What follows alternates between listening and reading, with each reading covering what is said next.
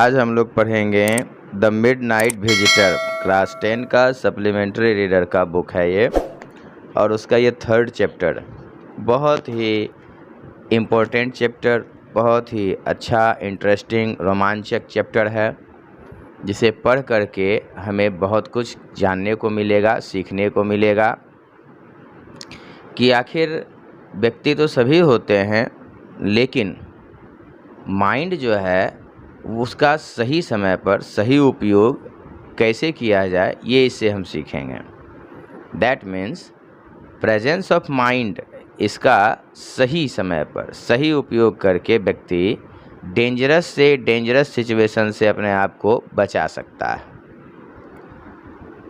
ये हम सबको करना चाहिए। प्रेजेंस ऑफ माइंड सबके पास होता है, बट उसका यूज लोग बाद में करते हैं, यानी कि काम खराब हो जाने के बाद पछताते हैं और उन्हें लगता है कि अरे उस समय अगर ऐसा किया जाता तो वैसा होता, और वैसा किया जाता तो ऐसा होता, तो ये बेटर होता, तो वो बेटर होता, ये बाद में सोचते हैं। लेकिन एग्जैक्ट इवेंट के टाइम पे सभी का माइंड एक्टिव नहीं होता, वो कुछ उस समय सोच नहीं पाते हैं, काफ़ी कन्फ्यूजन का सिचुएशन हो जाता है। खैर, ये तो ह्यूमन नेचर है, होगा ही। आइए हम लोग इंट्रोडक्शन देखें इसका। कहता है, this is a story about 2 smart secret agent who tried to outsmart each other. ये एक स्टोरी है जिसमें 2 सीक्रेट एजेंट हैं और दोनों अपने आप को काफ़ी स्मार्ट समझते हैं, रियली थे भी, और वो स्मार्ट थे और एक दूसरे को, यानी कि दोनों एजेंट जो थे वह एक दूसरे को नीचा दिखाने में हमेशा लगे रहते थे। दैट मीन्स हमेशा हर एक एजेंट यही समझता था, I am smarter than you. तो यही दोनों करते थे। ऑजवेल एक सीक्रेट एजेंट है और वो एक्सपेक्ट कर रहे हैं कि काफ़ी इम्पोर्टेंट रिपोर्ट कुछ नए मिसाइल्स टेक्नोलॉजी के बारे में उनके पास आने वाला है। दूसरा सीक्रेट एजेंट है मैक्स। यह ऑजवेल को पिस्टल दिखाकर धमकाता है और वह रिपोर्ट का डिमांड करता है।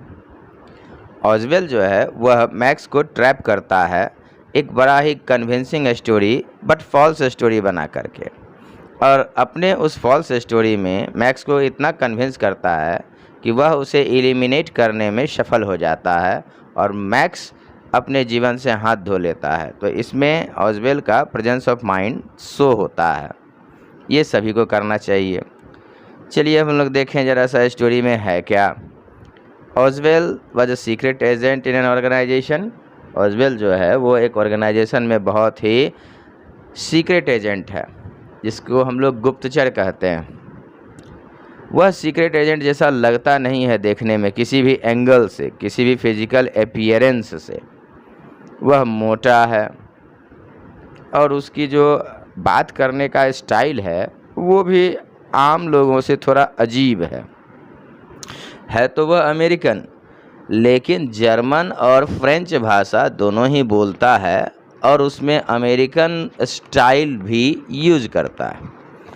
फॉलर ये एक राइटर हैं जो इंटरव्यू लेना चाहते हैं ऑजवेल का।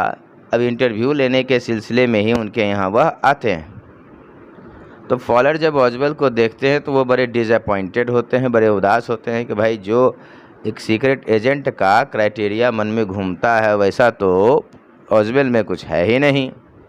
यानी ऑजवेल जो है किसी भी तरह से एक सीक्रेट एजेंट के कैरेक्टर में फिट नहीं बैठते थे, जैसा फॉलर ने देखा था, मैगजीन में पढ़ा था, मूवीज़ में देखा था, ऐसा कुछ भी नहीं है। ऐसा किसी भी तरह से वह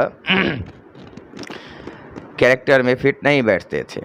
फॉलर ने इमेजिन किया था कि ऑजवेल जो है वो बड़ा ही रहस्यमय आदमी होगा, उसके हाथ में पिस्टल्स होंगे, ड्रग्स वगैरह पीता होगा, शराब वगैरह पीता होगा। जबकि वह जब उससे मिला तो बड़ा ही सुस्त मोटा आदमी था और रहता था जहाँ 6th फ्लोर पर, वो जगह भी अनरोमांटिक था। वहाँ पे रहने में किसी को मज़ा नहीं आएगा, छोटा सा डार्क रूम, वहाँ वह रहा करता था 6th फ्लोर पर। ऑजवेल जो है वह आ रहे थे जब, तो गेस किए कि फॉलर जो है वह उनसे मिल करके खुश नहीं है, डिसअपॉइंटेड है। ऑजवेल और फॉलर ये दोनों ही फ्रेंच म्यूजिक हॉल में अपना शाम बिताते हैं। Fowler was feeling bored, Fowler को बोरिंग फील होता है कि कहाँ आ गए, किस करम घट्टू के यहाँ आ गए इसका इंटरव्यू लेने के लिए। ऐसा एजेंट होता है, ऐसा तो हमारे गांव में भैंस चराने वाला लोग होता है। ये सब शायद उसके दिमाग में आ रहा होगा है ना। अब Oswell informed him that he would soon receive an important paper. तो बोर जब हो रहा था तो ऑजवेल उन्हें एक इंटरेस्टिंग खबर देते हैं कि बड़ा ही इंटरेस्टिंग और इम्पोर्टेंट पेपर उन्हें रिसीव होने वाला है, उन्हें मिलने वाला है। और वह पेपर जब आ जाएगा तो हो सकता है मिसाइल के बारे में जो अभी तक हिस्ट्री है वो हिस्ट्री चेंज हो जाए। He had also made many men and women risk their lives. It had also. तो वो जो पेपर है उस पेपर को पहुंचाने में और बचाने में, बनाने में बहुत सारे लोग जो हैं उन्होंने अपने जीवन का त्याग किया है। ऐसा होता है, कोई भी सीक्रेट चीज़ें होती हैं तो उनके लिए बहुत सारे लोग काम करते रहते हैं, उसमें से बहुत से उसके प्राइवेसी को बचाने में अपनी जान गंवा देते हैं। तो तभी उनको एक टेलीफोन आता है ऑजवेल को। He had got a telephone call making an appointment in his room. यानी ऑजवेल को रूम में टेलीफोन कॉल आता है जिसमें उनको एक अपॉइंटमेंट के लिए कहा जा रहा था कि अपॉइंटमेंट दीजिए। अब ऑजवेल और फॉलर जो हैं वह दोनों के दोनों सीढ़ियों से चलते हुए ऑजवेल के रूम में पहुंचते हैं और जैसे ही लाइट एंटर करते हैं और दरवाज़ा लगाते हैं तो सामने रूम में पहले से ही एक आदमी जो मैक्स था पिस्टल लिए हुए, पिस्टल ताने हुए आधे दूरी पे खड़ा था रूम में। फॉलर जो है वह घबरा गया, काफ़ी थ्रिल्ड हो गया। ऑजवेल जो है वो मैक्स को देख करके सरप्राइज हुआ क्योंकि ऑजवेल जो है वो दूसरा एजेंट है दूसरे ऑर्गेनाइजेशन का, वह उनके रूम में था। ऑजवेल मैक्स को देख करके सरप्राइज हुए फ्रांस में, क्योंकि उनको यह इन्फॉर्मेशन मिला हुआ था कि ऑजवेल बर्लिन गया हुआ है लेकिन वह अभी उनके रूम में था। मैक्स उनको इन्फॉर्म करता है कि वह आया है यहाँ। कैसे आया रूम में, तो वह चाबी के द्वारा आया है। अब मैक्स जो है वो अपने आप को काफ़ी ज़्यादा चालाक, लोमड़ी की तरह फुर्तीला बताता है। मैक्स वो बता रहा है कि वह आया है, ये घंटे जो हैं वो उससे मिलने का सही नहीं है, लेकिन वह आया है वह रिपोर्ट लेने के लिए ऑजवेल से। मैक्स जो है वह खड़े खड़े उसी समय, प्रेजेंस ऑफ माइंड देखिए उसका इतना है कि खड़े खड़े एक कहानी गढ़ लेता है। कैसे, वह सुनिए। Oswell sat on a armchair in a serious and angry mood. Oswell जो है वो आर्म चेयर पर बैठ जाता है काफ़ी गंभीर और गुस्से के मूड में और वह कहना शुरू कर देता है झूठ मूठ की कहानी कि ये दूसरी दफ़ा है एक मंथ में जब कोई मेरे घर में बालकनी से घुस करके आ गया है। मैक्स यहाँ क्लियर करता है, बिल्कुल क्लैरिफाई करता है कि वह बालकनी से नहीं आया है बल्कि वह चाबी से ताला खोल करके आया है। जबकि यहाँ ऑजवेल जो है वह बताता है कि बालकनी जो है वो नेक्स्ट अपार्टमेंट से जुड़ा हुआ है और वो जो बालकनी है उसका आगे का फैलाव इनके रूम के खिड़की तक है।